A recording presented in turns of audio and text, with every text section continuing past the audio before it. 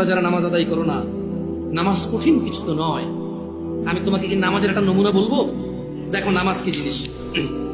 আল্লাহু আকবার বললে, তুমি সানা পড়লে, আউযু বিল্লাহ পড়লে, বিসমিল্লাহ পড়লে, আলহামদুলিল্লাহ রাব্বিল আলামিন মানে সূরা ফাতিহা পড়লে, সঙ্গে যে কোনো একটা সূরা হইলেই হলো, সঙ্গে যে কোনো সূরার বড় একটা আয়াত হইলে হইলো, অথবা ছোট ছোট 3টা আয়াত হলে চলবে। আমি কি তোমাকে ছোট 3টা আয়াত পড়ে শোনাবো? আউযু বিল্লাহি মিনাশ শাইতানির রাজীম, ওয়াল মুরসালাতি উরফা ফাল আসিফাতি আসফা। 2 আয়াত হয়ে গেছে। আল্লাহু আকবার। এরকম ছোট 3টা আয়াত পড়লেই হলো। قل هو الله أحد الله الصمد لم يلد ولم يولد ولم يكن له كفوا أحد। তো জামশেদ ভাই, নামাজ সহজ কিভাবে? আমি তো শুধু আলহামদুলিল্লাহ সূরা পারি আর কুল হুল্লাহ পারি, আর কিছু এখন পারি না।